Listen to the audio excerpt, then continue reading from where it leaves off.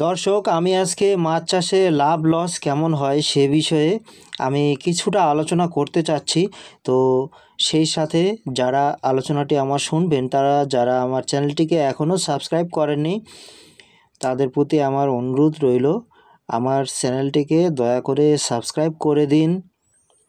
Bell আইকনটি যদি পারেন বাজিয়ে রাখুন, তাহলে নিত্য আপডেট ভিডিও আমি যা কিছু নিয়ে আসবো সব নোটিফিকেশন আকারে আপনার ফোনে পৌঁছে যাবে। এবং আমার ভিডিওটি যদি ভালো লেগে থাকে তাহলে একটি করে লাইক দিতে বন্ধুরা ভুলবেন না। তো দেখতে পাচ্ছেন বন্ধুরা, আমি একটি দিঘিতে খাবার দিচ্ছি। নৌকা নিয়ে দিঘিতে নেমেছি এবং নৌকার উপরে থেকে আমি খাবার কিন্তু দিচ্ছি। আরেকজন আমার নৌকার অন্য পাশে রয়েছে একজন বসে। তো দর্শক, আমি এই ভিডিওতে মূলত মাছ চাষের লস কিভাবে হয় এবং লাভ কতটুকু হয় চেষ্টা করব আমি গোপন কথাগুলি শেয়ার করার জন্য, যেগুলো কেউ বলে না। তো সেই জন্যে আমার ভিডিওটি শেষ পর্যন্ত দেখার চেষ্টা করবেন বন্ধুরা। তো বন্ধুরা, নতুন অনেকে মাছ চাষ করতে আসেন ঠিকই, কিন্তু 2-1 বছরের ভিতর লস টস খেয়ে অথবা সীমিত লাভ হওয়ার কারণে আবার মাছ চাষ ছেড়ে দিয়ে বেরিয়ে যান। তো এটা কেন হয় দর্শক? আমি কিন্তু জন্মের পর থেকে কিন্তু আমি এই পেশায় জড়িত। মাছ চাষ করেই কিন্তু আমার পরিবার চলে। পুরো একটি অনেক বড় সংসার একটি চলে। যৌথ একটি আমার পরিবার। এই পরিবারে অনেক সদস্য আমরা আছি এবং আমরা শুধুমাত্র এই মাছ চাষের উপরেই আমার সংসারটা কিন্তু চলে। তো আমি এত বছর ধরে আমার বাবার আমল থেকে আমরা মাছ চাষ করি, কাজে আমাদের কাছে তো অনেক রকম অভিজ্ঞতা থাকতে পারে এবং কিসে লাভ হয় সেই পদ্ধতিগুলো আমাদের কাছে মোটামুটি রকম রয়েছে। আমরা চাইলেই এই যে একটা বড় দিঘিতে আমি মাছ চাষ করতে এসেছি, তো এরকম দিঘি লাগবে না, খুব অল্প পরিসরে ছোট পুকুরেও আমি এই দিঘির চাইতেও বেশি কিন্তু মাছ উৎপাদন করে বিক্রি করে লাভ আনতে পারি। কিন্তু সেগুলো হচ্ছে অত্যন্ত সিক্রেট বিষয়, সেগুলো আসলে এই পাবলিক করা ঠিক নয়। এতে অনেকে সমস্যায় পড়তে পারে। তো সে বিষয়ে আমি যাব না। তো সাধারণভাবে মাছ চাষ করতে এসে যারা লস খাচ্ছেন তাদের বিষয় নিয়ে আমি বলবো। তো দেখতে পাচ্ছেন এটি একটি বড়সড় দিঘি। তো এই দিঘিতে আমার লস কেন হবে? সবাই তো আশা করেন লাভ হবে, কিন্তু আমার লস কেন হবে? তো দর্শক, এরকম পুকুরে এইরকম একটি বড় দিঘিতে যদি আপনি মাছ চাষ করতে আসেন, তাহলে হয়তো অনেক সময় অনেক একটা গোপন বিষয় আপনি পেয়ে গেছেন মাছ চাষ করতে এসে, কিন্তু সেটা শেয়ার থাকলে কিন্তু সেই পদ্ধতিটা কিন্তু এরকম শেয়ার নেওয়া ডিগিতে কিন্তু অ্যাপ্লাই করতে আপনি পারবেন না। সেই ক্ষেত্রে কী হবে, সাধারণভাবে যে মাছ চাষ করা হয় সেইভাবে আপনি মাছকে খাওয়াবেন, মাছ চাষ করবেন, বছর শেষে পুকুরের লিজ বাবদ যে পুকুরের ভাড়া বলা হয়, যেটি লিজ খরচ দিবেন। এতে করে আপনার কাছে কিন্তু খুব বেশি একটা বেনিফিট কিন্তু থাকবে না, লাভ একটা বেশি থাকবে না, খুব অল্প একটা লাভ আপনি নিতে পারবেন, অনেক সময় সেটাও থাকবে না। ভালো মতো দেখাশোনা পরিচর্যার অভাব যদি থাকে, একেবারে শূন্য হাতে ঘুরে আসতে হবে বন্ধুরা। কাজেই সর্বপ্রথম খেয়াল রাখবেন, এরকম বড়সড় একটি প্রজেক্ট পারলে নিজে করবেন, কিন্তু কোনো শেয়ার অংশীদার কাউকে সাথে নেবেন না বন্ধুরা। এক্ষেত্রে অনেক ক্ষেত্রে আপনি লস খাবেন, এটা 100% আমি বলে দিতে পারি, অথবা সীমিত একটা লাভ নিয়ে যেতে পারবেন।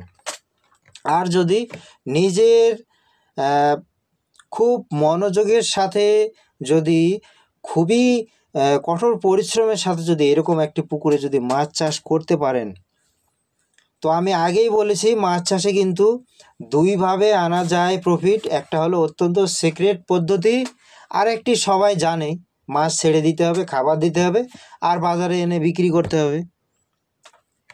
তো এই পদ্ধতিতে কিন্তু অনেকে ধরা খাবেন। প্রচলিত পদ্ধতি যা রয়েছে কাগজ কলমে, মৎস্য বিজ্ঞানীরাও যা ধারণা দিয়ে থাকে, তাতে কিন্তু লাভ হয় সীমিত। কিন্তু আমরা জন্মের পর থেকে মাছ চাষ করে যেভাবে আমরা লাভবান হই, সেটা কিন্তু এই রকম খাতা কলমে বা মৎস্য বিজ্ঞানীরা কাউকে কিন্তু সেই পদ্ধতিটা কিন্তু শেখায় না, সেটা কিন্তু আমরা করি। আর আমি কিন্তু এটা সবার সামনে প্রকাশও করতে পারবো না। যদি কোনো বন্ধুরা আমার যদি মাছ চাষ করতে এসে খুবই লস খেয়ে যান, লস তুলতে পারছেন না, তাহলে একটি ছোটোখাটো পুকুর যদি থাকে আর গোপনে যদি আমাদের সাথে যদি আলোচনা সাপেক্ষে যদি গোপন বিষয়টি জেনে নিতে পারেন, তাহলে কিন্তু এতদিন যা লস খেয়েছেন বন্ধুরা, আমি আশা করব 1 থেকে 2 বছরের ভিতর 10 বছরের লস আপনি কভার করতে পারবেন। সেই রকম পদ্ধতি আমাদের কাছে আছে। তো সেটা বড় কথা নয়। অনেকে লাভ দেখে শুধু চলে আসে যে মাছ চাষ করব, ভালো মতো খাবার দিব আর টাকা পাবো, কিন্তু আসলে বন্ধু তা নয়। জলে যে টাকাটি ঢাললেন, সে জল থেকে উঠানো আপনার কাছে অনেক বড় চ্যালেঞ্জ হয়ে যাবে। যে যতই বলুক আর যে যতই লেকচার দিক, আসলে মাছ চাষ করে এত বেশি কেউ লাভবান হতে পারে না। হয় অল্প স্বল্প, অথবা বেশিরভাগ ক্ষেত্রে নতুন চাষিরা এসে শুধু লস কামিয়ে যায়, লাভ নিয়ে যেতে পারে না। 2-1 বছর পর মাছ চাষ তাকে ছেড়েও দিতে হয়। তো বন্ধুরা, এই পুকুরে আমি যা মাছ ছেড়েছি, এই মাছকে যদি এই যে আমার খাবার পদ্ধতি দেখছেন, এইভাবে যদি আমি খাওয়াই, তাহলে 6 মাস পরে যে আমার খাওয়ার খরচ হবে, যেই লোকজনের খরচ হবে, যেই পুকুরের সার বিষ ইত্যাদি খরচ হবে, এবং পুকুর বছর শেষে যে আমি লিজ খরচ দিব, পুকুরের ভাড়া যে খরচটা দিব, তাতে কিন্তু আমার একেবারেই বলে দিলাম বন্ধুরা, এটা অনেক বড় পুকুর, কিন্তু এখানে আমার সেরকম লাভ হবে না। সীমিত একটা লাভ আসবে, লস হবে না হয়তো, কিন্তু সীমিত একটা লাভ হবে। আর এইরকম লাভ দেখে অনেকে যদি পুকুর চাষ যদি হুটহাট করে চলে আসেন, তাহলে কিন্তু মোটেও লাভ নিয়ে ঘরে ফিরতে পারবেন না।